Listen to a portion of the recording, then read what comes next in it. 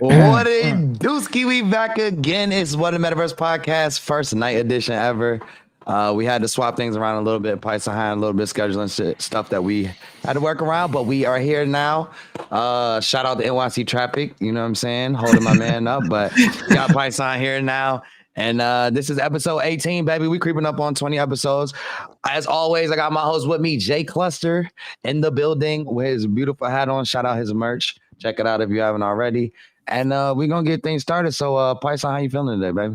I feel great. I'm dressed in Coach Paisan attire. I'm with the fellas. You know, we just came off a win, so I'm feeling good.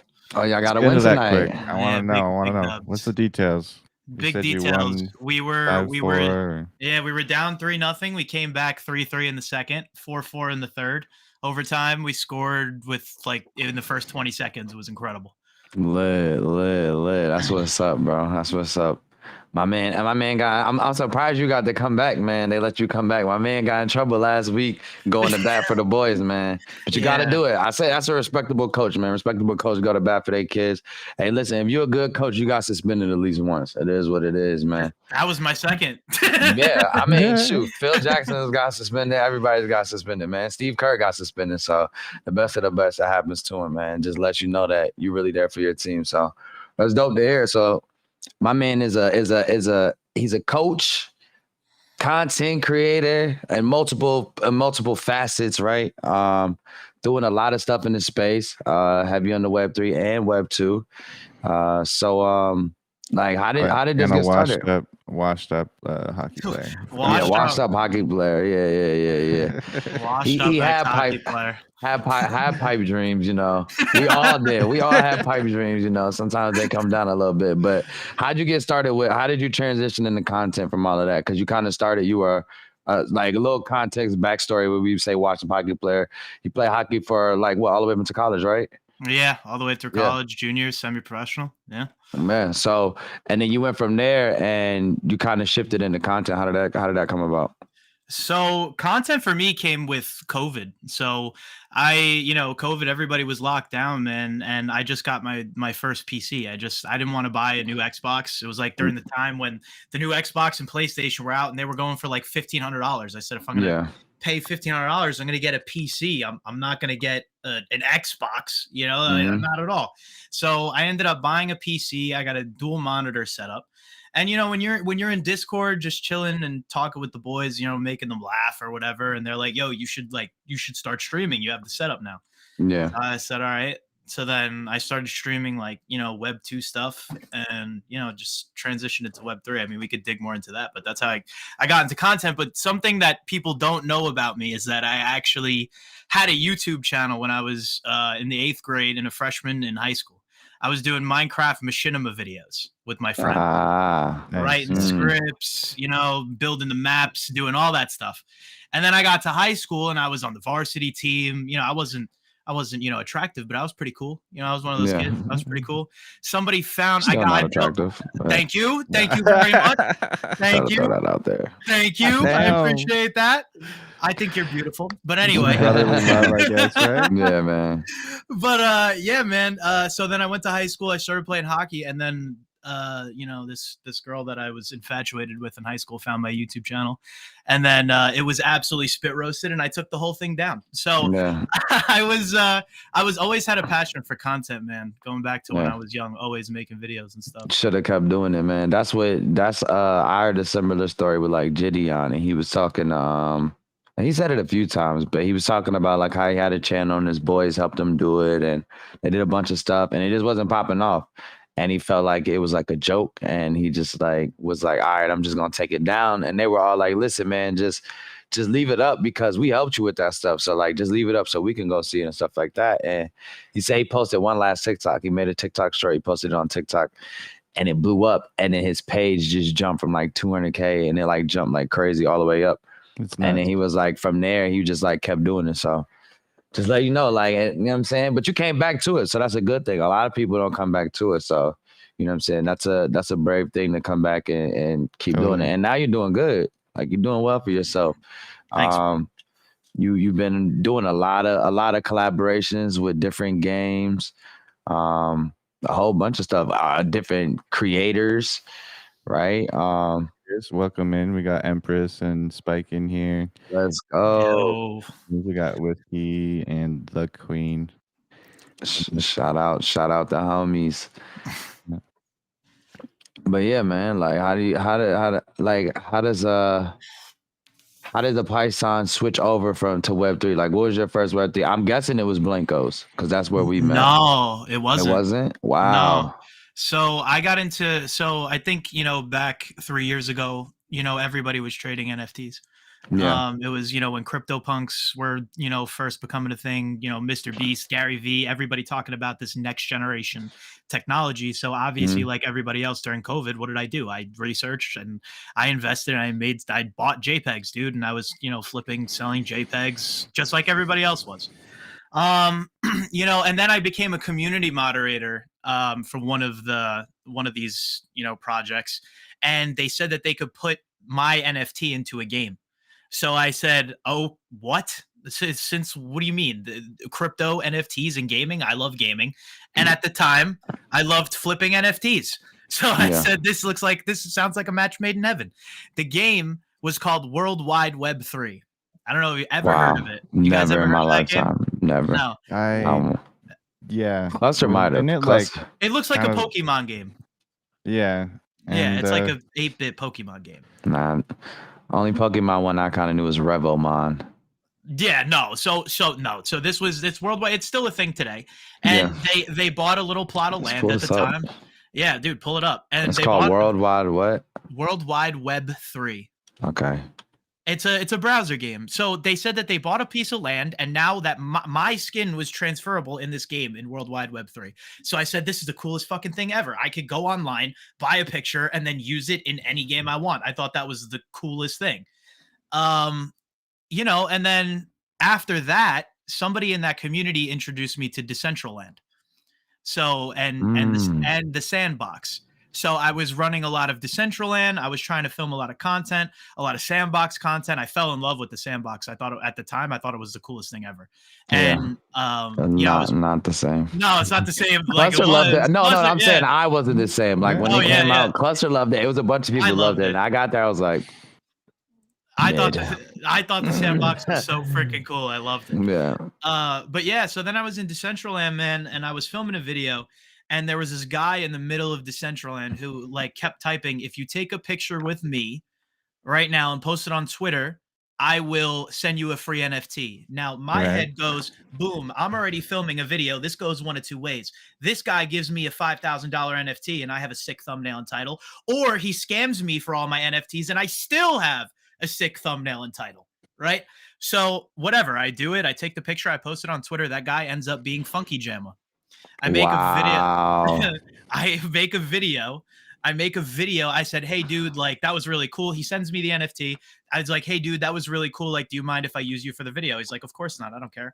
I make the video. I post it. It does really well. And then me and Funky Jamma just hit it off. I'm about to say, that's the homie now. Yeah, nah, bro. I visited multiple. He's like family. Yeah. Visited him multiple times. Shout out Funky Jamma, man. But yeah, so then after that, we're talking, daily, and he's like, dude, there's this game called Blankos.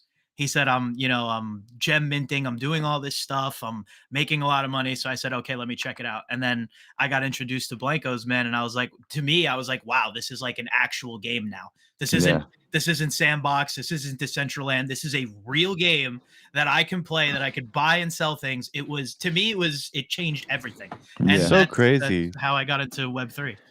Like a year later, think about how different the space was. Back then, it was like Decentraland, Sandbox, and Blankos were like the main three things you could really do. And then now it's like Blankos. You can play and now you can play a bunch of other unfinished games. Yeah, exactly. For the low price of $1,000. Yeah, for the low price of $850. We can talk about that a little bit. Yeah, get into that. But yeah, man. So then you get into Blankos. So that means you came into Blankos kind of like later in the game. After they did their whole the movement changes, right? You didn't have the old movement, did you? I did not have the old movement. I had the new movement. Yeah, okay. I had the new movement. I came in when Brawl was a thing. So when no, really. I mean, I had no idea what the game was before that. So that's when I came into it, and that's when I was introduced to everybody pretty much. Yeah.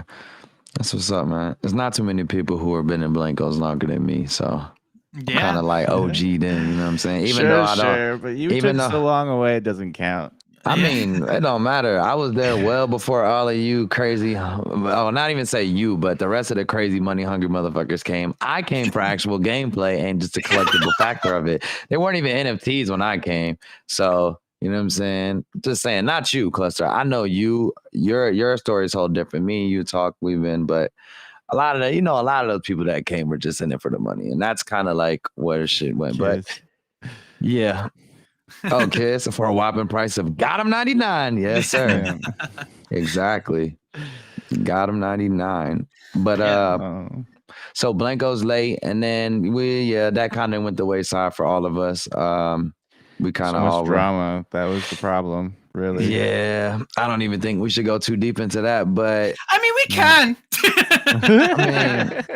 I mean, it just really just shows tribalism doesn't. I mean, I don't want to go too deep into names and people and stuff like that, but it just shows like one of the main things we ask people is like, if you could snap your fingers, right, and get rid of something, right, what would it be? And a lot of them say tribalism. Like me and Cluster hear this a lot. Like I wouldn't say like almost half the time we hear tribalism and like gas fees, right? And it just shows that like tribalism can really just ruin something. Like it. And it was so much like clicks and tribalism in there, and it was just like, bro, it was just so much going on. I mean, tribalism's worse in like the broader Web3 space. Someone who has a sappy seal versus someone who has a freaking pudgy penguin. It's like, come on, guys, they basically look the same. Can't you guys just get along? Hey, chill, bro. Chill, bro. We I love sappy seals. I love both the projects, but like I go in spaces sometimes, even now, and just hearing like different people who have different PFPs chirping on the other project. Yeah, some guy like with a penguin just chirping on the seals the other day, and I was like, and then the bored apes are just sitting back, filing their nails, collecting all their money, collecting all their Yuga money. Talking. Well, the main problem with the ape community is all the derivatives, right? So you get the bored apes, and they're like hyper elitist, and then you get all these derivative. Yeah, the mutants are like accepted because they're a real derivative, but then there's all these other ape derivatives, and then the fake ones too. You got a bunch of fake ones. It's a ton of fake ones. But not to segue too much, I do that a lot. I let Cluster bring us back to Earth. I like to go into the metaverse. Yeah. But yeah, the tribalism, man. Yeah, I feel like that was one of the main downfalls. It was a big disconnect between the top and the bottom. I feel like, and I'm not even gonna say I feel like, I know for sure. I've talked to both sides, and when I talk to one side's like, huh? And the other side's like, huh? And I'm like, okay, you guys don't talk. So it's like, at that point, you kind of understand like why things are moving the way they're moving. Like I had communication from the top to the bottom, and like I love them, bro. Like I love the game. I love them. Like I appreciate them for all they did. Just like a lot of stuff wasn't checked when it should have been checked, as soon as it should have been checked. And that led to just like a lot of crumbling. It was like the foundation started cracking. It was like, man, just duct tape it instead of like resubmitting it. So yeah, pretty much. I don't know. Maybe I could get a different take from Cluster. I don't know. You know what I'm saying? But I don't know. Maybe you have a different feel, like why the downfall of. I mean, to certain people, it's not dead, but it's not on PC anymore. So I mean, that was all the player base. It's still on PC. It's still on PC. But my whole take on it is, I think you nailed it on the head. I think it was tribalism. I think too many people were divided, and I think there was too much pandering to one part of the community on the game dev side that really, really, really destroyed it. But I figured even like 6-7 months ago, I figured a plan for mobile for them was in the cards. I just didn't think that they would completely dismantle the PC build. That was a surprise to me too. That was a surprise. Mobile makes sense. I've been anticipating. I agreed with the move. I did agree with the move. I mean, for Blankos, maybe it works, but yes. Yeah, I think I've seen some comments on some mobile Web3 games. And of course. And I get it. For sure. I get it. I mean, like, yeah, it's I don't know, man. I don't know if it's just the NFT hate or the Web3 hate, or it's just like, It's a I little don't bit of know, bro. both. Because a lot of them were just like, and I'm not gonna say the game, but they're just like, play Madden. Madden's better. They said Retro Bowl was better. That was crazy. I heard Retro Bowl was better. Yeah, I'm not You gonna don't say need the to say the exact name, but It's just not though. It's just so I not. literally was just like, So I not. ran across a sponsor ad from them, right? And I'm like, all right, let me go to check the engagement and see like how people actually feel about this. And I mean, it was 112 comments, and like 4 of them were good. And I'm literally, I think I might be being generous. And I swear, like, I'm not literally, I'm like, I honestly look at things like this because, like, I want to be able to know, like, what's the temperature in the space. This is something like I'm helping push, just something I take collaborations in, right? Like, so I want to pay attention to, like, what are people feeling about the thing that we want to have mass adoption, right? From everybody, and show them, like, listen, all right, yeah, with some bad actors in the beginning, terrible games in the beginning, independent games that were backed by communities that didn't really know what the fuck they were doing, and they made a bad taste in everybody else's mouth. And now it's our goal to have to fix it because we weren't there to really stop those guys or know what to do, right? So it gets to the point now, and it's like, mobile games, though, I think that one thing I would say, and maybe I'm talking completely out of my ass, but I swear I've heard developers say that it's way easier to port a game built for like Android and mobile onto a console. And that's one thing that I really want to see that hasn't really happened in Web3 yet, is a Web3 console game.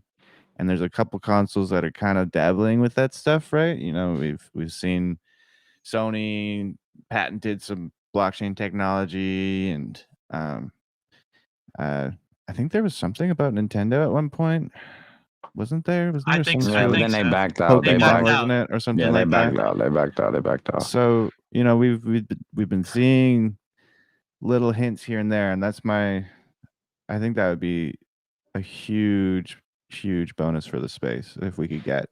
Well, the console game should have been, the console game, in my opinion, should have been Blancos, or it should be STG Football.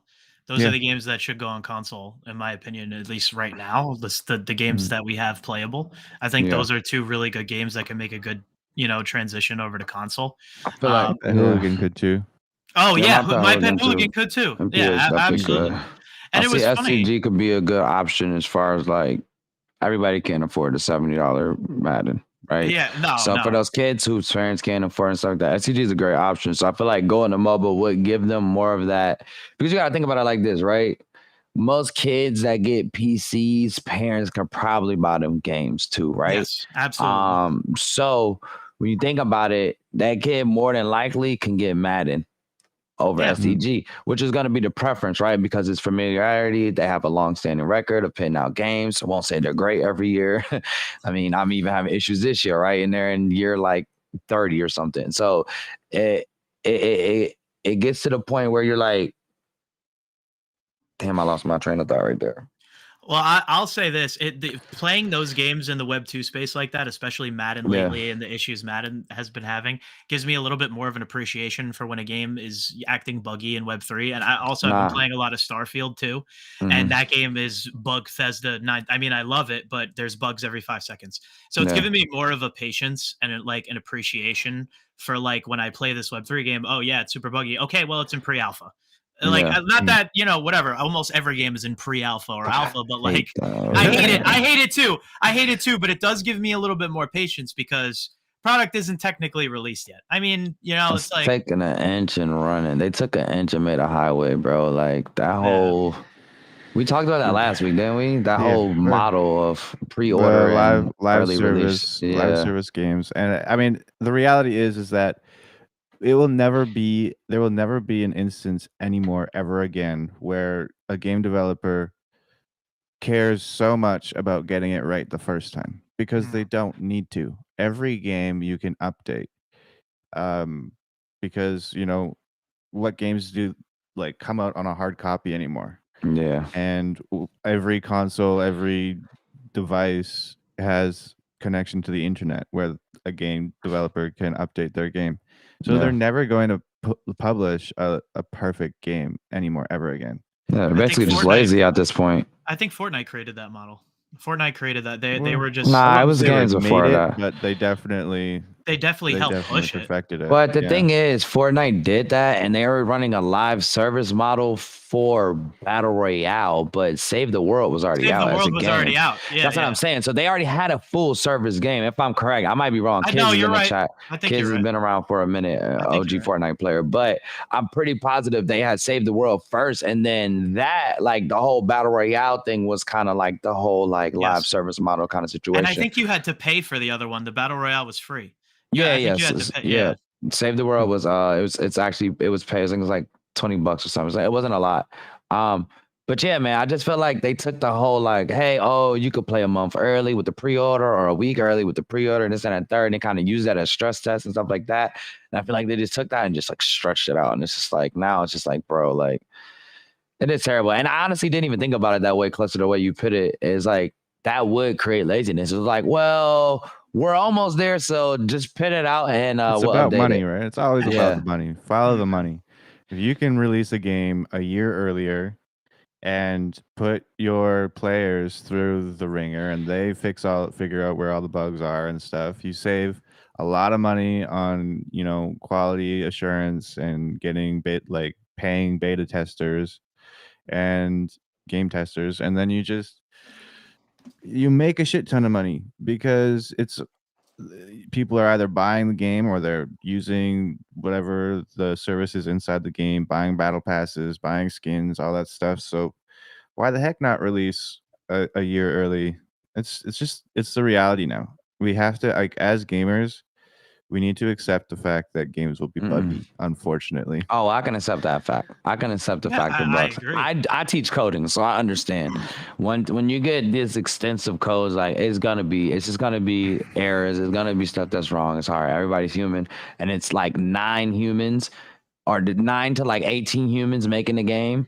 So, and like coding a game. So you got 9 to 18 people who are prone to make errors, right? So it's gonna be situations where stuff is gonna happen.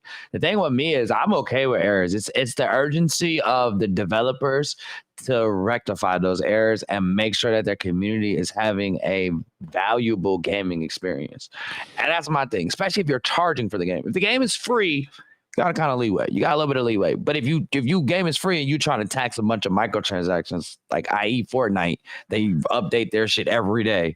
So it's like you're pushing microtransactions, but it's free. It's like, all right, cool. But I think that what we're kind of dancing around though too is there is a bit of a difference in perspective when it comes to Web 2 games and Web 3 games on this regard. A live service model for a Web 3 game can hurt more because people are investing in your game when they're buying these assets, and right. So absolutely, the mentality is different, and I think a lot of people start feeling burnt faster because they're like, "What the hell, man? I just bought this $20,000 Star Atlas ship." And then, are you coughing because you did that? No. But I feel bad for all the people who did. I'm about to say, bro. I was about to say, bro. I was about to sweat for you. I was about to sweat for you. Damn, you got 20K? Yo, sheesh. But like that, people were doing that more. Like there were ships that people were buying for like I think $500,000 or something like that, and like that is so dependent on the game, their dev cycle, what they put out. Is it good enough to like hold people's attention? Yeah, that kind of stuff. So let me hold $1. Yeah, I mean, like if I had that kind of cash, I would probably not. I would buy a house. I'm just gonna say, but there is more of an investment factor, though. You're right. It's like, you're paying basically to be able to play the game 3-4 years out of release, and to also be a voice in what you want to see changed in the game. That's what you're paying for. Here's my counter to that, right? If the investors, right, i.e. like reverses, right, and we go back to traditional model where you got investors, they put in the game, stuff like that. If you shoot them the game and they feel like it's messed up and they put all of this money into it, right, they're gonna act the same way we are, and that's And in the end case, it's their fault for making us the investors instead of actually going out and doing the traditional route of Like going to getting get some VCs. venture capital, right? Yeah, doing VCs and stuff like that. And that's the way. But you put us in this investor position and you're like, oh, you guys are bitching too much. No. We're helping build the game. Let's think about, okay, so a Web 2 game that basically got axed. I think there's a few games that were basically fully completed and then they didn't even get released, right? Because the investors, the people who are actually putting their money up are like, fuck, like this isn't a game, right? So I think that's happened before in like traditional Web 2 gaming experiences. There was like some sort of PlayStation game, I think, that did that, or like maybe they released it and then they just like pretty much instantly axed it because it was supposed to be like a live service model. But yeah, that was it. They released the game and it just was so dog water that just pulled all the funding for it like pretty much instantly. Yeah, that's crazy. What's PT? What's that? What's PT? I think that's probably the game. Okay. Okay. But yeah, that's where I feel like it is, man. You shouldn't have put us in the investor seat. Investors are bitchy. I'm telling you now, I literally work around investors. When I go to conventions, I'm literally around like 20 to 50 presenters, and then there's like 600 investors. And when those presenters leave and they sit there and talk about these companies, oh, I don't feel like my money is going in the right places and this, that, and the third. And investors get really bitchy, bro. Like I'm the guy who's the fly on the wall who they act like isn't there. Like I'm invisible. So I hear everything. And it's like, it's the same way with them, right? So I mean, I feel like at that case too, right? If we were $1 billion guys, like putting up $1 billion, you would cater to it, right? So once you make that choice of putting us in this seat instead of the billionaires, right? You gotta eat that, right? And now instead of you dealing with seat, okay, good luck. That's what I'm saying though. But dude, they did. They put us in that seat. They did now, but I think when NFT gaming and crypto gaming started, I just don't think that. I think that the people who really spearheaded the space weren't gamers. I feel like all the people who originated, like it's crypto bros. Like they just created games because they had a bunch of microtransactions and they didn't know what to do with the utility of their NFT after they said, well, we have a $100,000 budget because we just made a whole bunch of money on mints and microtransactions, because each price of an NFT back then was 1 ETH, and 1 ETH at the time was fucking $3,000. The cheapest mints at the time were going for $800. So like, they were taking that money and they were creating these games. These worldwide Web3s were born. These sandbox games were born. And now, once people started playing it and you started attracting gamers like J Cluster, King Apollo, now you have people who are also invested in crypto, NFTs, and who actually enjoy playing the game. So you're not only here just to extract value from the game, you also want a good gaming experience.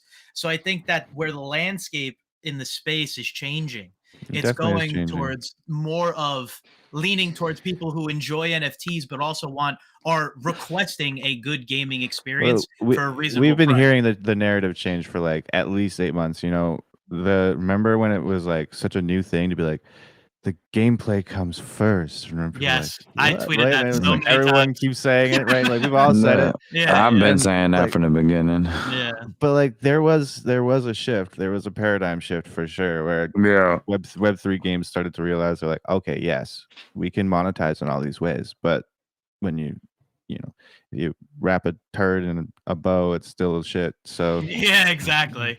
So they had to reanalyze their models, their business models, essentially as a game development company. And the ones that really understood it, I think, are succeeding. I think so. And that's why I think the sandbox is taking a really long time now, because I think they're realizing the changes in the space that are happening. I mean, them and Axie Infinity, obviously, they were pioneers back then. I mean, who else was doing collaborations with Snoop Dogg, Damian Lillard, LaMelo Ball? Nobody in the space was I mean, Blancos was the only other one who had some decent collaborations at that point. They had collaborations, but I wouldn't call them collaborations, though. I would call them, they were sponsored, because I never saw like the Burberry thing. I never saw Burberry. They posted. Blancos. They posted, hell yeah, on their website and everything. Yeah, for sure. They posted about Blancos. Yeah, they have. You can go on their blog. It's in there still. I'll go They look. definitely posted. Yeah, for sure. They have real. No, the thing is, you got to think too. When Mythical was first started, Mythical was back. Like that's one thing, and that's like why I was kind of sad, like with the direction they went, because I was really excited about like all the people that were behind it from the jump. They had a lot of NFL sponsors. That's how they got NFL Rivals. Robert Kraft, a bunch of them are invested in Mythical. Michael Jordan, a lot of sports franchises. It's a lot of different companies that are big in media and entertainment that were all invested are still in it, are invested in it. And that's kind of like, I guess what the mythos things is. I don't look too deep into it now, but I was really excited because I was like, well, these guys got the backing, right? And that's usually what it takes, right? You have majority of the games that blow up come from big studios, right? And that's because these studios have that machine. It's like record labels, right? You got the record labels are putting out these big top artists. Those guys pop. You got the little guys, and every once in a while, one of those little guys break light, and that's like Minecrafts and Stardew Valleys and things like that, or Among Us, or games that end up being independent and then pop off, right? And the other ones, it's not always like that, right? They have this big backing, and I felt like Mythical had that, and I was like, these guys are going to go in the right direction. I don't know. Maybe it's just Blancos. I mean, from what I hear, Rivals is doing all right. Nitro, I haven't heard nothing about that. I don't know, Cluster, you were into that kind of heavy. I know a few people I know. Talk about it. Yeah. Listen, let's just put it this way. Right? Like I talk if we're on the Mythical thing, and I was talking to Icy about this the other day because he was kind of in a similar position, and like we could talk about my relationship with Icy if you guys want and how that started. But I was talking about this with him the other day. I can be extremely overly critical and over the top, but it's just because I care. Right. So I saw that they had a really great product in front of them. And I felt like there were people that were destroying it, not only like in the community, but also people working on the game. And it just sucked to see that as somebody who like invested a lot of time, money, and energy into the game, you know, through event. And I know you guys did too, but like it just really sucked to see that. So the way that I voiced myself, I guess, online sounds overly critical, but it's only because I cared, because I thought they really had something that was going to and that had the potential to take off, and it frustrated me to see that, and it frustrated me to see people in the community with their eyes basically glued and stapled shut. But I was talking to Icy about that the other day because he, you know, it happens in those communities, you know. Well, it's the whole point of an echo chamber. That's what it is. And when you're in a community, it's really hard to see the echo chamber that you're in sometimes, because you get so swept up in all of the, you know, the hype of it all. But you know, it was a learning experience, I think, for a lot of people and a lot of games. I think Mythical and Blancos will be a case study for Web3 games and Web3 gamers and collectors for years to come. Like probably, like, even if the game is completely dead, people will still think of it and refer to it as like what to do and what not to do, because they made a lot of good decisions, like when it came to, you know, pioneering the spaces, getting Web3 games on Epic, and you know, getting Web3 games on mobile. Like they made a lot of firsts, and getting actual game ratings and being taken seriously in the gaming space. Like they were like doing that, but there's just a lot of other areas where the things are falling short. But I think it'll always be a case study. Blancos walk so someone else can run. Exactly. I don't know who's gonna run, but being a pioneer sucks. Yeah, being the pioneer sucks because you're almost bound to fail. Right? Something, but you give somebody a goal to reach. There is no goal until you make one, right? As a pioneer, there is no real goal until you make one. I mean, the goal is to make the game, but then it's like being successful because it's never been done. So there's no real like structure. And the thing is, the people behind you get to learn for free, where you can lose millions of dollars. I mean, the smart ones learn for free, right? The smart ones pay attention and learn for free. So being a pioneer sucks. I mean, if you look at all of the gaming consoles that came out over the last 50 some years, right? You look at Atari and Sega were the first two to really pop off, right? And look at them now. Like, who gives a fuck, right? Nobody's buying a Sega Genesis. Nobody's buying them. They're not making handheld systems anymore. And it's crazy because if you think about it too, right? Sega was one of the first pioneers of a handheld system, right? No longer the top dog. Game Gears was fire. I loved Game Gears, right?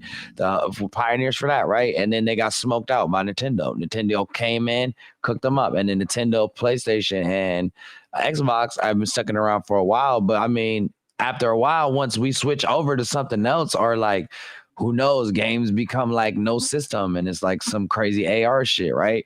Those guys might get pushed to the wayside, right? And that's just how stuff goes, yeah. 100%. Segue back, right? That kind of gets into like, right? We kind of covered mythical for a bit, and that was kind of like your real, I would say like your real like kind of growth into like getting into the real content and feeling like finding what you wanted to do, right? Yeah.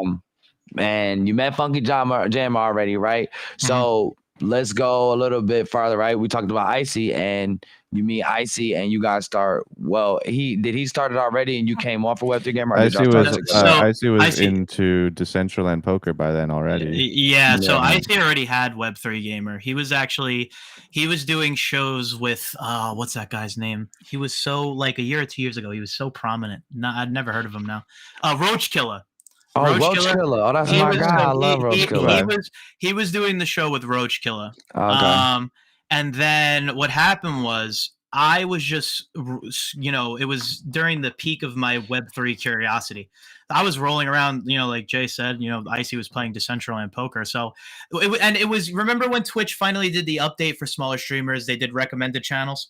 So on the left side, on the recommended channels, there was this kid Icy playing poker. I swear to God, you could ask him. This is how the story happened. Yeah. I go into his chat and he's playing poker and he's winning hands, and I'm just like watching and I'm just like fucking with the vibe, and I just start talking to him, whatever, and then he's like, "Oh yeah, dude, this is like Decentral Games. This is Ice Poker," and I was like, "There's no way the Decentraland I played, mining rocks and running around like that, they have gambling." And they have poker, and if you know me, I'm a degenerate. I love to gamble, and now there's Decentral Games, and you could gamble crypto and all that crap. So I was in. So I had to make the connect. I with Icy, I hit him up on Twitter afterwards, and then he started watching my content, and then he really was like, dude, you're very talented, whatever. I would love for you to come on the podcast with me. So then I started doing the podcast with him, weekly, and we would talk pretty much, every week. And, then it just came down to, listen, man, I need help with the Web3 Gamer channel. I can't, do this by myself. I have whatever. So I would love to, have you on and start making videos. So after that, man, I just started chugging along and making videos for Web3 Gamer, and and then after that, he invited me to the award show, and he had me present an award at the award show, which was freaking awesome. And the relationship just kept blossoming from there, man. Like friendship, business wise. I mean, I say this to him a lot, like off camera, but I'll say it on camera because he deserves his roses. The guy is a fucking gem. Like, he really is. 1,000%. He helped me through some of the hardest times, like in my life, virtually. We hadn't met in person yet.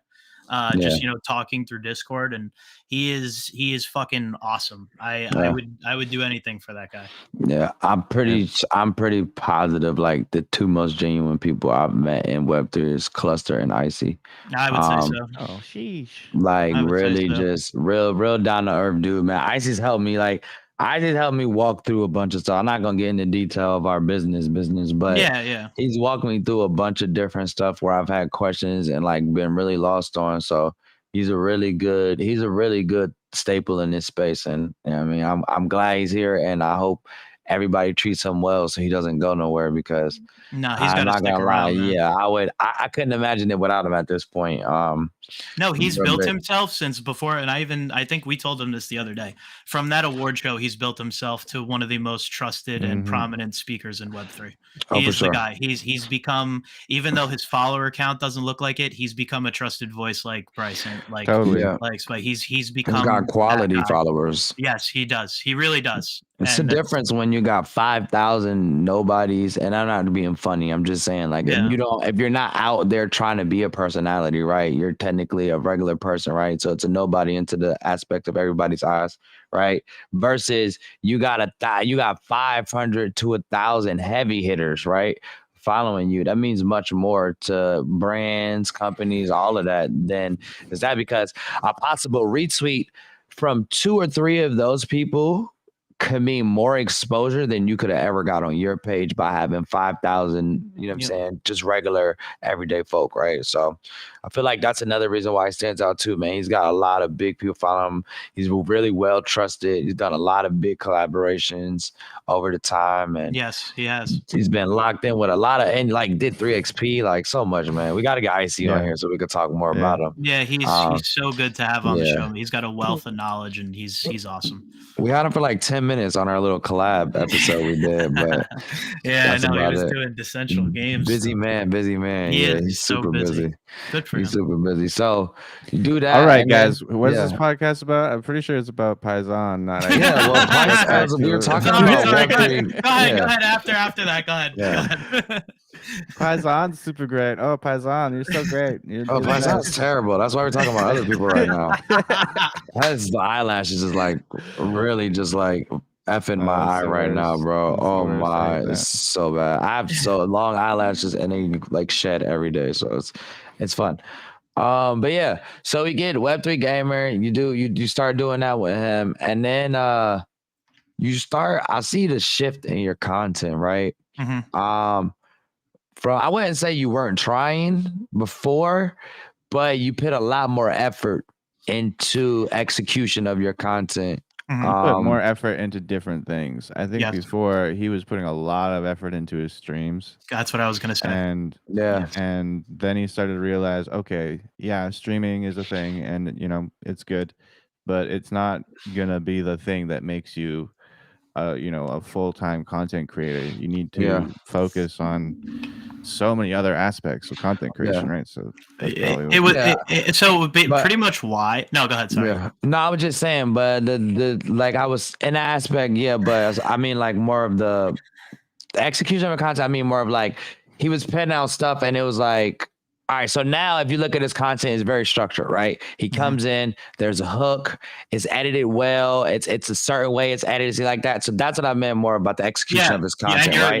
You're both right. You took more of a process, like a thought processing formula, right, onto your actual content. I know from our personal talks, you reached out to a lot of people in the space and got a lot of advice on that. And do you feel like once you did that, it made you enjoy the content a little more? Because I know when you're small, right, and when you're first starting off and stuff's not really catching traction at all, it's rough, right? And you get to the point where like sometimes you want to quit. And we've all seen it. I've done this. I've been here 3 years, almost 4 years in the space.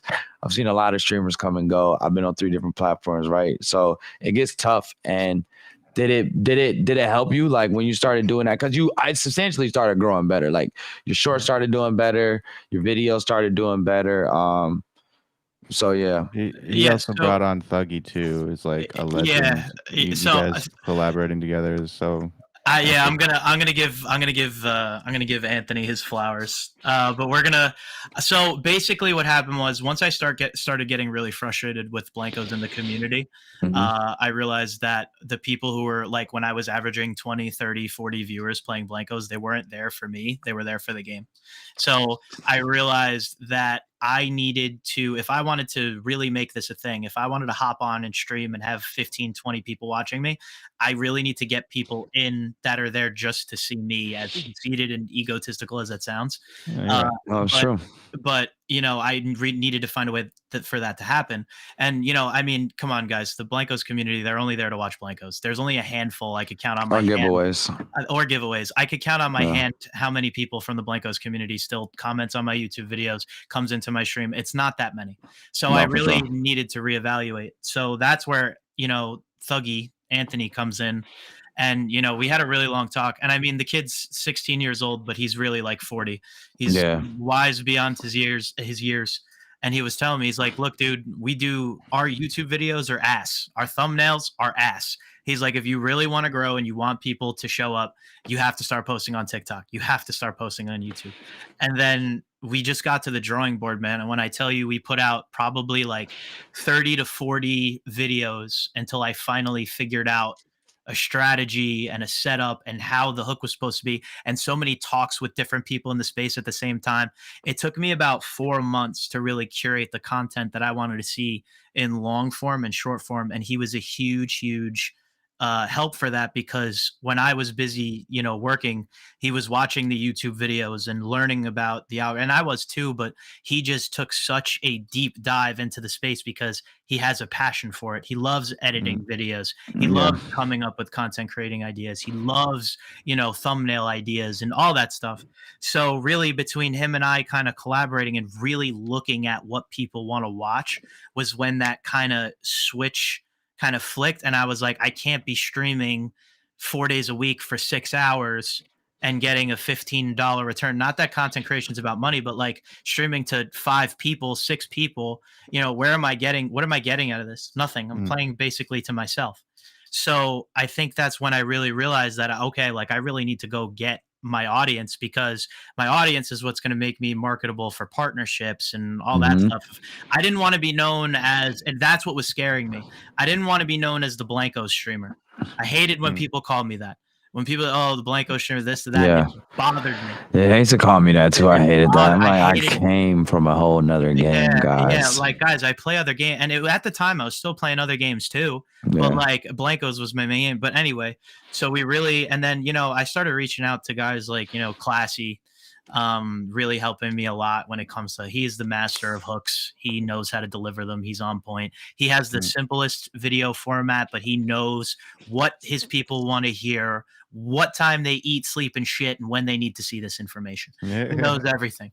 And that's so important. And then I really started to take a deep dive, like we talk, into the data and analytics of everything, geographics, watch time, retention. I just took, because I'm an analyst, that's my day job. So I just got, super focused on that. And then I feel like in order to be sustainable, I had to make the move. And I feel like I don't regret doing what I did. My streaming numbers aren't what they were, but my YouTube and TikTok numbers show for the amount of hard work and effort I've put in. I mean, that's going to translate to coming back to the stream regardless anyway. So it's a smart move for you, and you're doing well. You know what I'm saying? I've been paying attention, so keep it up. You know what I mean? My TikToks is like all your fucking pages. So I got 3 different accounts. Yeah, I noticed that. I'm like Paisan Night, or I got Paisan Night, Paisan Go, Paisan Gaming, TPK. I'm all over the place. What are you gonna do now that there's no CS:GO? CS:GO 2. Rebrand. Paisan Go. I just gotta add 2 at the end. Paisan 2 or something like that. Paisan Go 2. Paisan Go 2. No, you just gotta do Paisan. Right. Yeah. It's gonna be tough. But yeah, man. So you switching to that, and then you step out your bag a little more, right? Yep. And then you started a little something. I was waiting for that segment. Yeah. I was waiting for this. We're getting towards the end, so yeah. We're going through your arc right now. This is the anime arc. You know what I'm saying? Arc. So my villain arc. you meet this other crazy guy, right? And y'all come up with this idea to start another channel, right? Yeah. And that's me. Your energy was so infectious. I think it's because we're from the same area, the region. And I just felt very like not in a sexual way. I felt very drawn to you. I loved your energy. I loved everything that you were about. I love the way that you brought me and Jay Cluster together. I love how you did that. Like, there were just so many things. And then the way that you were talking about where you saw yourself, what your vision was, where you wanted to be, I think very much aligned with what I wanted to do. And I left that Caesar's party, and all I could talk about was you. Like, to Anthony and to Tori, I'm like, I think we could really do something. And then, we showed up the next day, and, we talked. We went out the next day too. And I just, it just, to me, it made sense. I think that there's not too many people doing what we're doing with this. 3HP was a magical place. It really it was in a way it changed my life. It changed my perspective on a lot of things. and it changed my life completely. Yeah, It was I amazing. can imagine the trajectory like without 3XP right now. I can't even imagine. This is probably not happening. Well, I'm trying to think about it. Like, when would this have happened? what would have happened if 3XP never happened? This is not happening. TPK doesn't exist. Yeah. I mean, there's all kinds of this is what's happened. I still hate J Cluster. TPK doesn't happen. And we're still probably like, does even owned happen? I feel like everybody, like the mastermind, Icy, Spike, Rex, like, you know what I mean? Like everybody cut, like it was literally the congregation at the start of so many different collaborations happened at 3XP. That's crazy. Now that you think about it, yeah. Isn't it though? I honestly met a bunch of other people. Spike had Waypoint. Rex was working with Unix Gaming. Icy had the award show, right? And then after now we have this owned. Now we have TPK. What in the metaverse is still going on? I feel like there are just so many collaborations now. Like it really just brought the space together. When I felt like before the space was very separated. And I said this a lot. Like I feel like I was one of the first creators to bring on collaborations. Like to ask people to be in my videos. Like, hey, do you want to do this with me? Do you want to do this with me? Now everybody's doing it. Now everybody's doing a collaboration video. Now everybody's doing it because it's good content. Everybody's doing a podcast. Everybody's doing a podcast. Everybody's doing collaborative shit. You know? So it's like, it's not that it's a bad thing. I'm not hating on it, but it's like 3X. What I'm saying is 3XP really, really brought people together. Unless you were there, you really don't understand how magical that event was and how many people and unities and organizations it brought together. Yeah, definitely changed the tide. It definitely changed the tide and threw a few of us into the stratosphere. Shout out, quick segue. Shout out my boy Canelo Alvarez walking into the stadium right now, about to get that good old dub. You know what I'm saying? I know Clutcher don't know nothing about these sports, but to my sports fans out there, they know. So it's a big fight tonight, man. Matter of fact, remember we were talking about it. I'm totally wearing my UFC shirt. Wrong thing, buddy. It's okay, wrong thing. Though. It's the wrong thing. But we do love UFC. We love B-Chain. We love it. We love B-Chain. It's the wrong boxing. This is the gloves. This is what the glove. No, they don't use feet. Gloves. Yeah, they don't use feet. You can't grab it all in this. Yeah. But it's a guy when you asked me, when I was like, you knew a Mexican with red hair? I was like, Canelo Alvarez. He looks like Paisan, to be honest. Yeah, we were talking about Italians with red hair. He's way more attractive than me. He's way more attractive. Probably I mean, I'm not gonna lie. Canelo's my boy, but he looks a little weird. I'm not gonna lie. He's got a weird looking face. So you might. I don't think you look because you can barely see his eyebrows, so it makes his face look real cavemanish. It just Yeah, it does. You don't know what he looks like. Folks. Yeah, you're right. It does. Here first. Yeah. But yeah, shout out him. But so we did that, right? We start that up and that's been working really well for us, right? I've been having a lot of fun doing it. We've been trying out a lot of content, brainstorming a lot of crazy things we want to do.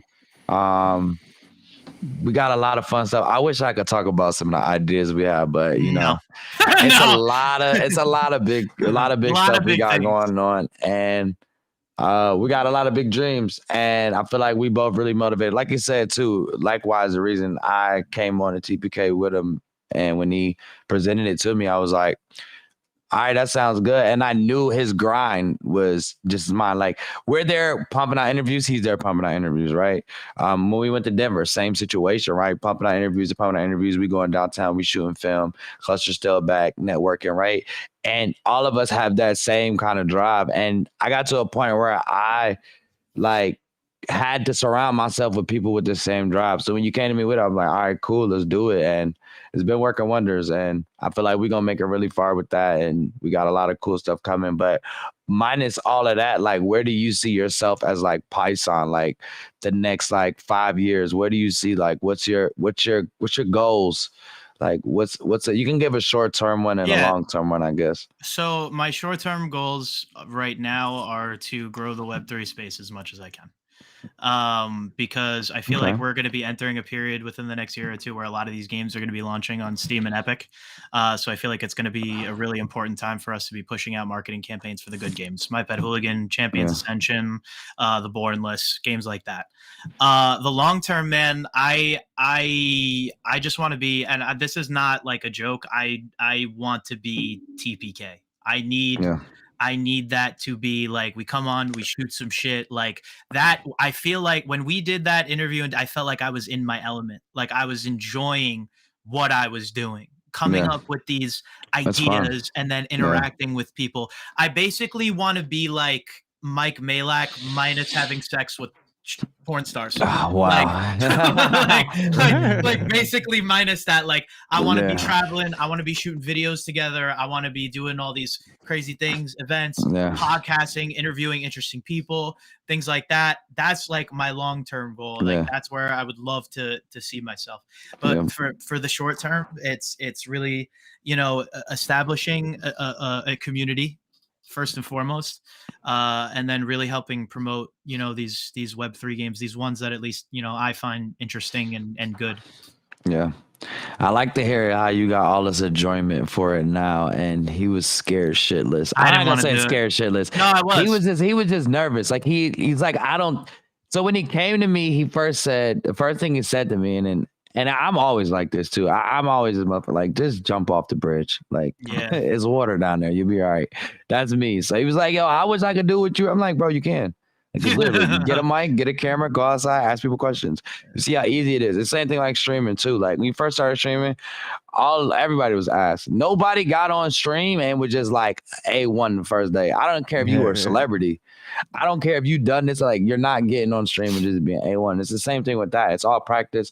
It's all learning. It's a lot of things that I had already knew that I could teach you off rip about, just like public interviews and like paying attention to your surroundings and drunk people, because it gets really hectic out there. Like a lot of y'all don't know, for us to get these videos, like I've been going through this for like a year or so, because I've been doing this public interview thing for like about a year now.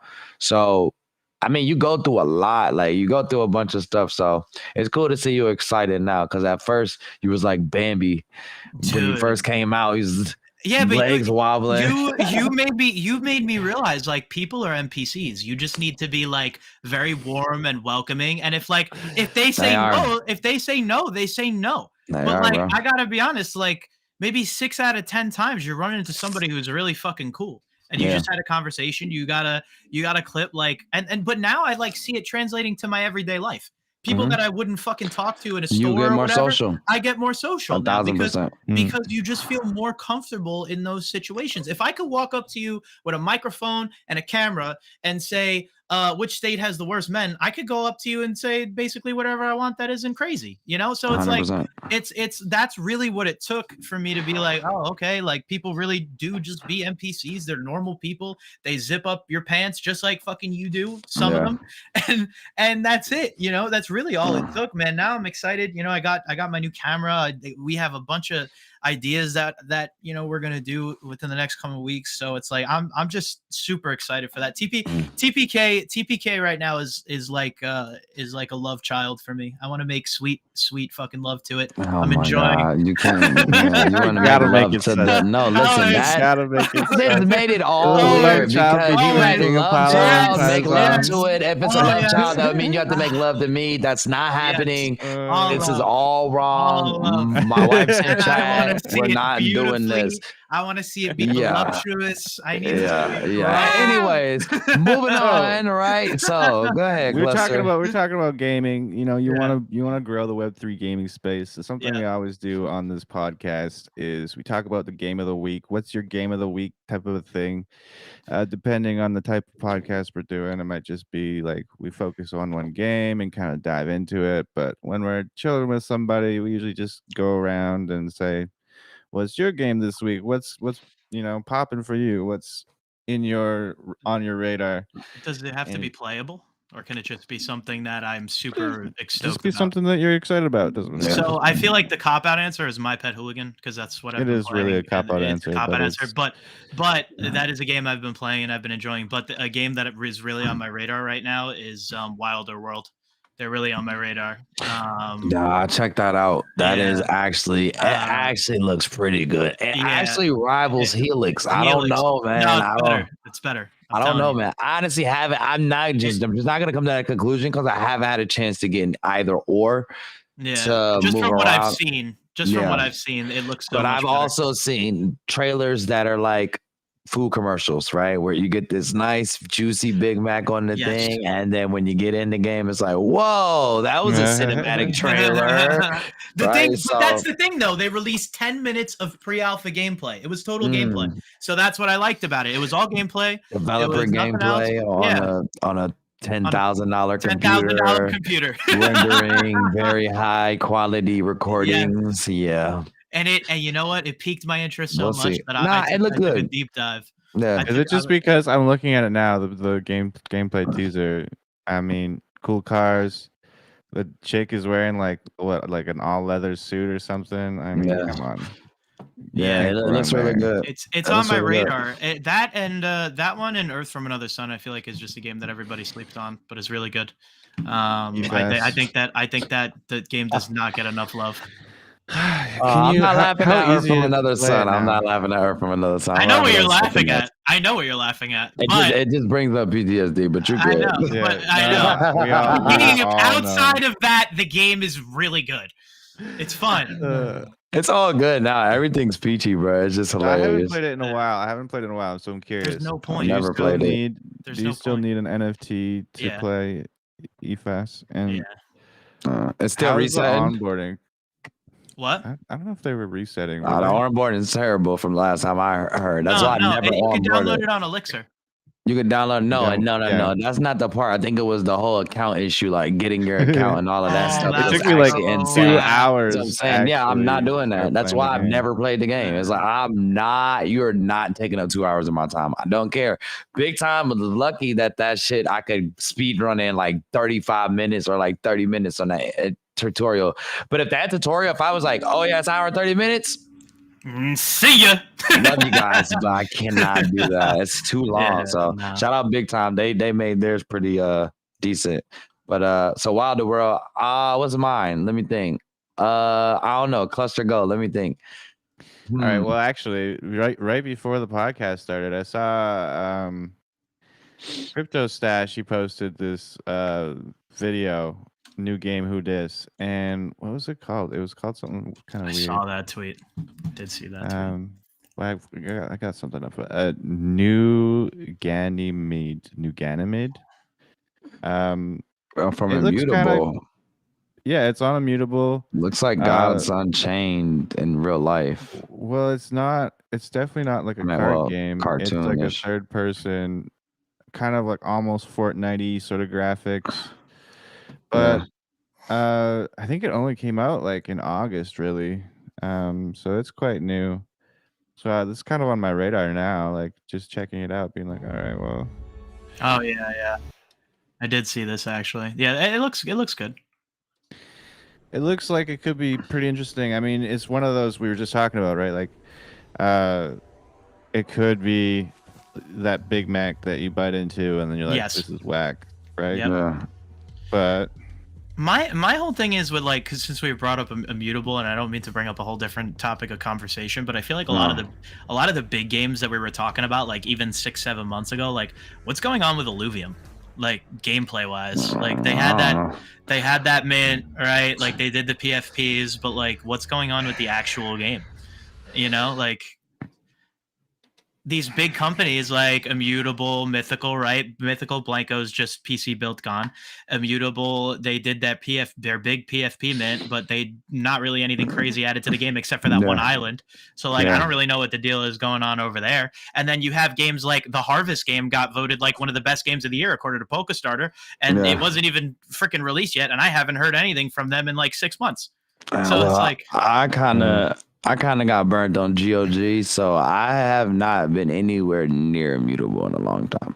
Yeah, I never played that. Yeah, no, I never did either. It never came out. I think you know what? You know, it's actually funny I say that. They just sent the email like, hey, sign up for Friends and Family. I'm like, no.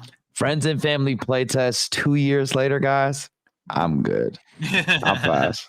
I'm all right. I hold my little $6 NFTs that used to cost almost 200. Oh, Yeah, Shrapnel. I hold on to those. Shrapnel is almost playable now. I give Shrapnel a pass. I was very hard on them a few months ago. I give them Shrapnel. a pass. I say Shrapnel has good potential. I feel like that's one of the games that has good potential in the future. Right now, honestly, I don't want to say the same as last week. And honestly, oh man, I don't know, man. I normally have a go-to here.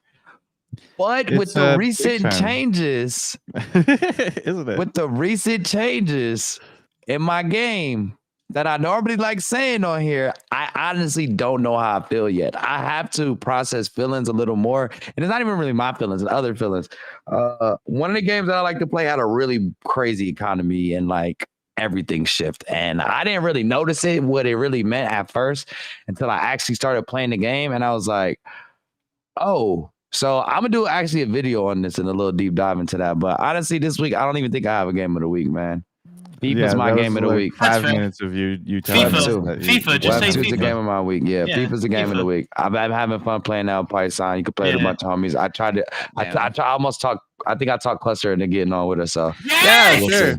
see. Yes, I'll be the goalie.